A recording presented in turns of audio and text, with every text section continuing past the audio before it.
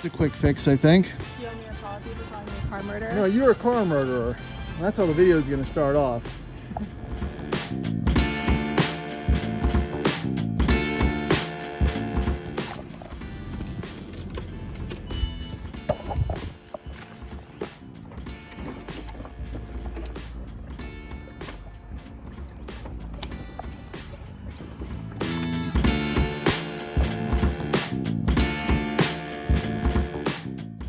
Alright, welcome back to Addicted Motors YouTube channel. Making a video that I wasn't supposed to make. Yeah, not great. Bad news. So I'm currently in my basically abandoned, dilapidated piece of junk, but running great Range Rover Classic, on my way to having to rescue my Lr3. So Sydney took the Lr3 somewhere today, not too far. And then I was at my BMW, which I park elsewhere because I don't have room to store all these cars anymore. And the BMW was dead. It had been sitting for about 3 months. The battery was low. I needed a jump. So she came over, dropped the jump box on, but as she was pulling into the driveway, smoke was billowing out of the engine bay of the Lr3. And yeah, it's not good. So cut the car off. I see coolant everywhere. The expansion tank is basically empty. There's a little bit left in there. Gauge doesn't show it overheating. The car was running fine, so I'm hoping I didn't have a bad hose or a bad leak somewhere, but we'll see. I'm going to try to fill it with coolant and get it back to my house, which is just a terrible idea, but you know, it's okay. That's what we do here. I don't have a trailer. I don't think it's worth calling AAA, but that's right down the road, so let's see what happens.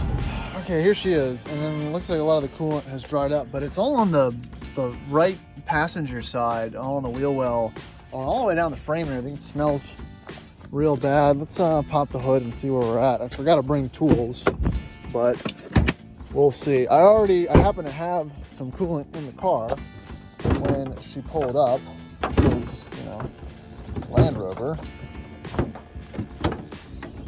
And yeah, smells like coolant. I put some coolant in it, so this was almost completely dry by the time that she arrived.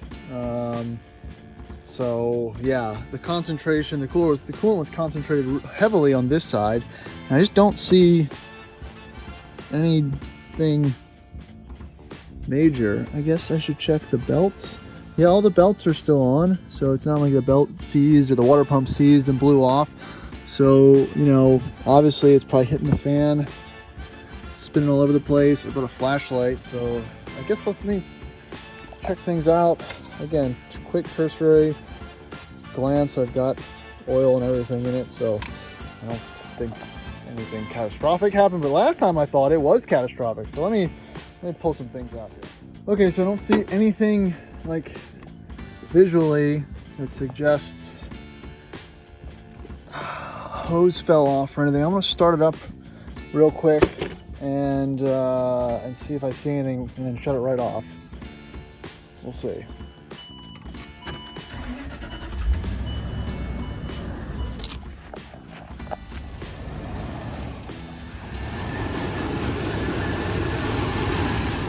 All right, engine's on. Yeah, nothing obvious.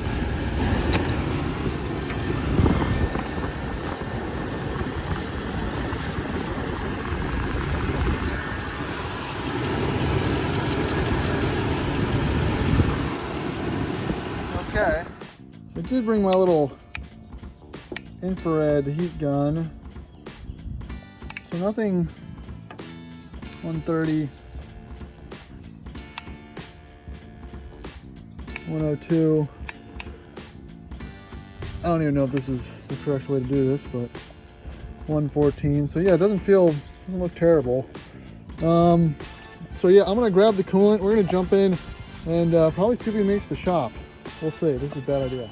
All right, so this is gonna be kind of a sprint to the finish. Let me grab the gear. All right, we're gonna do it. I'm gonna take it in strides. I let the car cool down for about an hour and a half.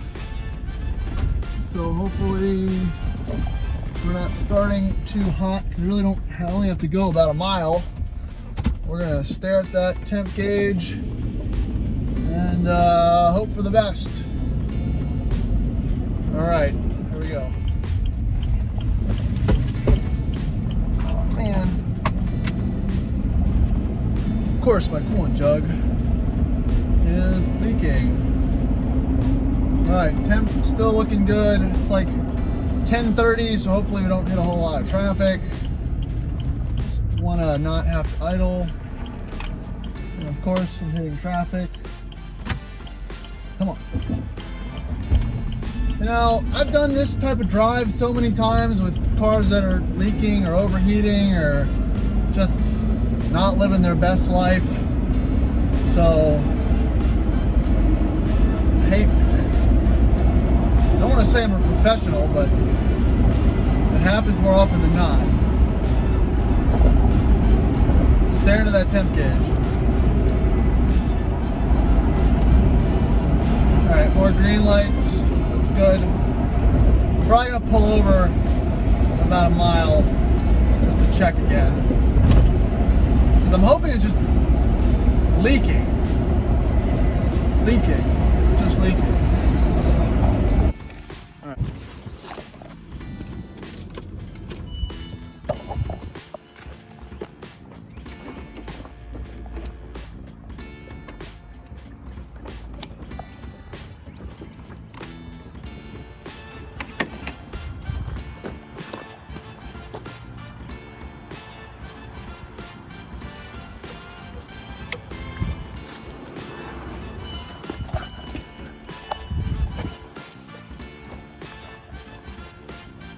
There she is, the car killer. I might have, there's a hose that's off. So you broke it. No. See that? There's a hose. Big old hose that's off. All right, let's, I can breathe a little bit better now. Hold on. Well, there she is, kids. That is a broken heater tee on this coolant line here. And it looks like it is popped off, but not just popped off. It is just disintegrated almost, which is very interesting. It's kind of like a Land Cruiser with the heater tees for the cooling pipe towards the back of the firewall. So interesting, very interesting. So that's not the end of the world. That's a quick fix, I think. Do you want me to call you for calling me a car murderer? No, you're a car murderer. That's how the video is going to start off. So here's the culprit. It's, I'm assuming it's a heater. Let me try and grab that. Hold the flashlight. I know.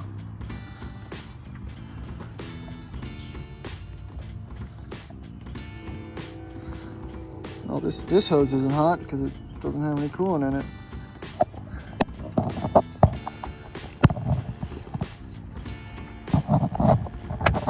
Yeah, so this is just something that I don't really know a whole lot about, but I'm assuming this is the actual part of the of this T connector, and it's literally just disintegrated in time. So, wonder what else isn't good. There's another one down there. That one probably needs to be replaced too. So that's fun stuff.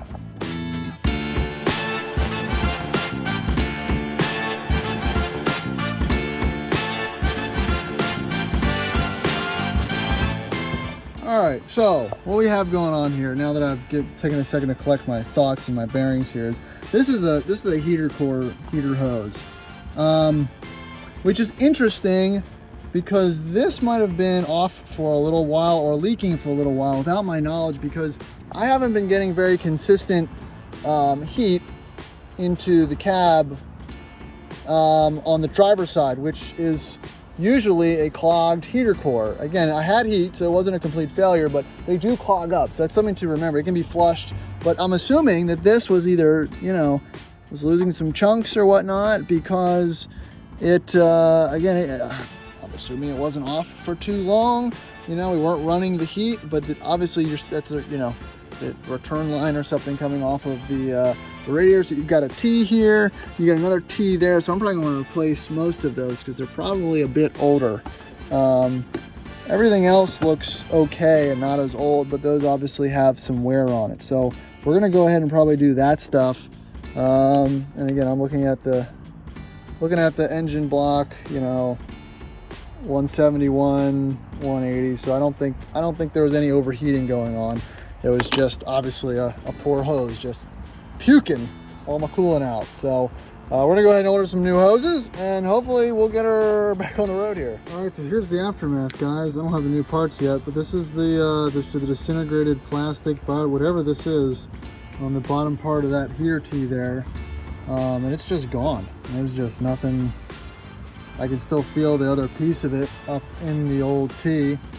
And there's just nothing there. So yeah, replace your heater T's. I thought that was just a Toyota thing. I was wrong. It is all old trucks. So I'm gonna make sure we get all the pieces out of that so it's not sucking anything else up in the heater core. But that kind of makes sense, right, of why I might have the heater core issues that might need that flush because of stuff like this getting into it. So yeah, it's gonna be definitely worthwhile to go through the rest of the system. All right, so that was a fun little unplanned adventure with the old Lr3. Not great. And we're gonna see what the deal with parts are. I just moved it out of the driveway so I can probably pull the other hose off in a little bit. So yeah, check your heater T, guys. It's a good PSA, honestly. Again, these trucks are almost 20 years old now, so they're gonna need a little more love. As far as, you know, a lot of these parts have some miles on them and have some age on them, and they've just been jiggled and wiggled around. So, you know, that's the kind of stuff that happens. And yeah, I didn't know it was a Range Rover, Land Rover thing with those heater T's. So check it out. See ya.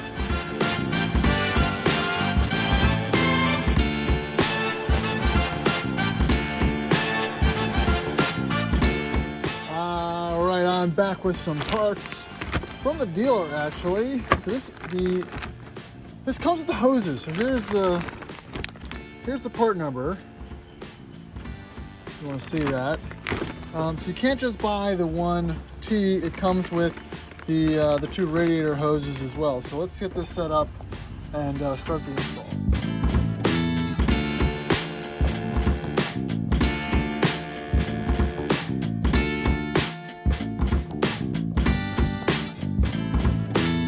All right, so I want to show you what this all looks like. Look how gross this is. It's just completely falling apart.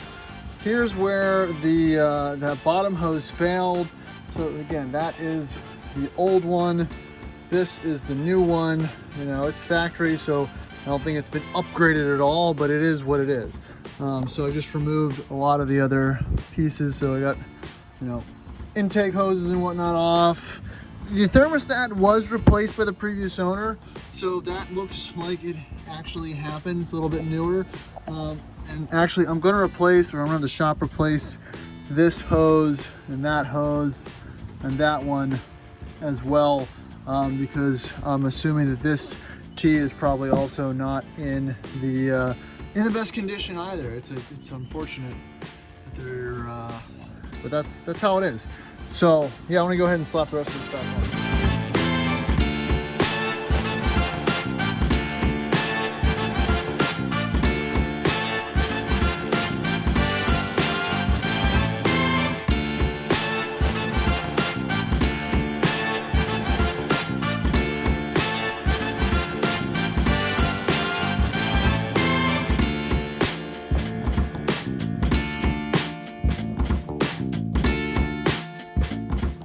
All right, so I got the new hose in. I'm not sure, well, sorry, I'm gonna move this clamp up a little bit, but that's how she sits. I don't really like this bend all that much. I might have to shorten that hose up, but I'm just trying to get up to the shop.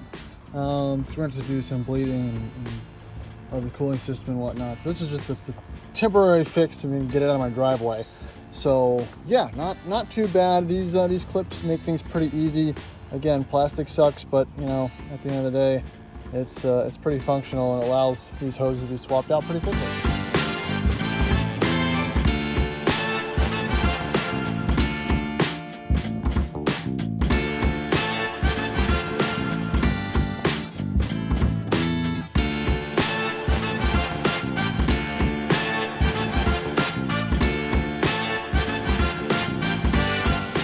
right, so I got it all buttoned up, at least for this portion. What I'm gonna do is crack the bleeder, and we're gonna turn the car on, check for leaks, and let it warm up a little bit, just to make sure that nothing's pouring out.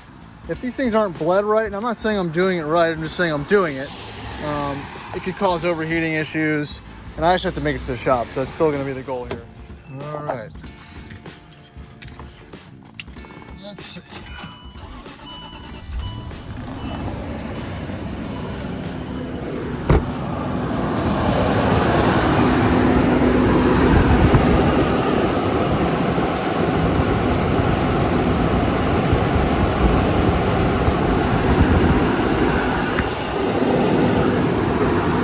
Well, the idle seems nice and high.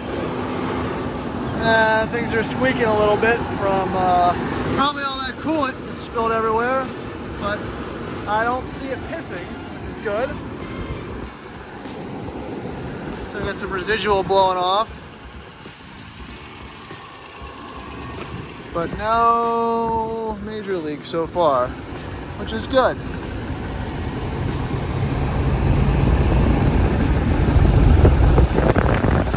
Yeah.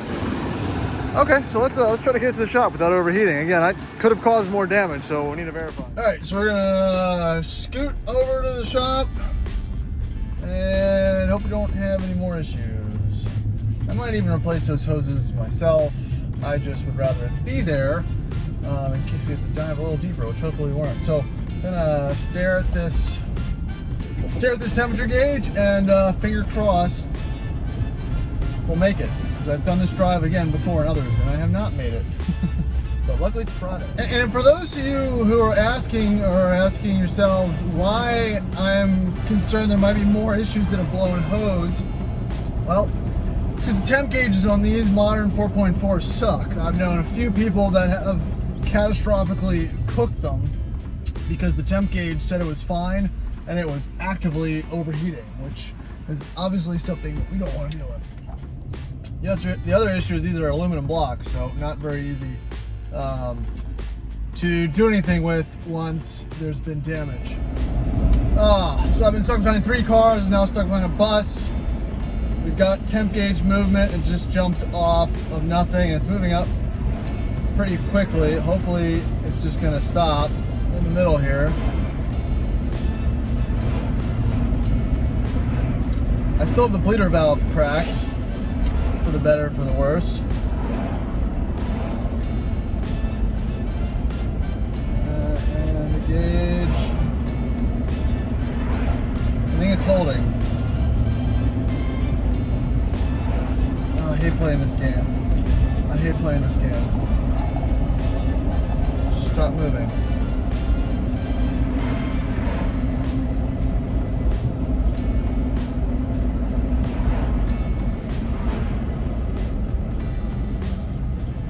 I've been stuck behind a bus on this road. All right, I got nervous. I need to check.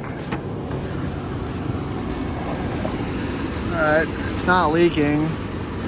Getting some air out, but the blower fans came on, so you never know. It looks like it's holding. I guess I'm okay. We'll see. All right, so we made it. I still don't like the fact the blower fan is on so early, but the motor sounds okay. So we'll take that at face value, but we're gonna take a ride home with Zach. Like I said, nothing excessive going on here, and we'll hopefully we'll find out soon. But man, that sucks. Here's our ride home. So this is Zach's newly lifted, modified D2. That's what we do here. Well, you did the work. Well, I don't know how. I think it's a 1.5 inch OME. That's more than 1.5 inch. Yeah, it's probably 2. It's probably a 2 inch. Probably 2. And then Yokohama Geolanders 275 or yeah 265 75 16. I think the big winner here is the Yokohama Geolanders because those look good. That's a good looking tread pattern. $235 a piece, so they're on sale. Shoo! Well, they're a little cheaper than the ones I got, but not by much with shipping and everything. But That's a strong looking truck. He was gonna have this out at Wintergreen as well for its inaugural journey. Yeah, you can just It's already cracked. fix these terrible lights. You'll be good.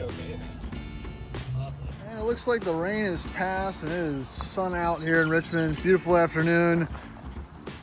And the LR3 is at the shop. And for most of you might be screaming at your computer going, why don't you just replace all the hoses yourself and do it? Well, that car is a car that I use for 1,000-mile road trips, and I really put some miles on it with the kid, the wife, the whole thing. So I don't want to fully DIY the cooling system. Hopefully it's not going to be too bad. We're going to replace a couple more hoses, do a leak down test, you know, pressure check everything, make sure we're good to go. And then if something breaks, it's not on me. There's going to be potentially some liability there for things that they've touched. But, you know, like I said, it's to each his own. So we'll see how that plays out next week. And I also need to bring it up to Wintergreen. That's going to be Cindy's ride up there. So kind of a bit of a time crunch as well. So with those three things said, we're going to drop that off, let them handle it, get it back, pay for it, call it a day. This is Rover ownership or any older car ownership. And you really can't complain about it. So that's all I got for this video. A little bit unexpected, but that's kind of the reason why I have this channel, guys. I'm not staging anything or coming up with some interesting quirks or scenarios. I'm simply documenting things that happen to me on a daily basis, which I hope you find interesting and will continue to support the channel. So thanks for watching. Please like, subscribe, do all that cool YouTube stuff. I'm gonna try to salvage the rest of this day. I'm gonna spread the mulch that I have in the back of my work truck. So see you next time. Thank you.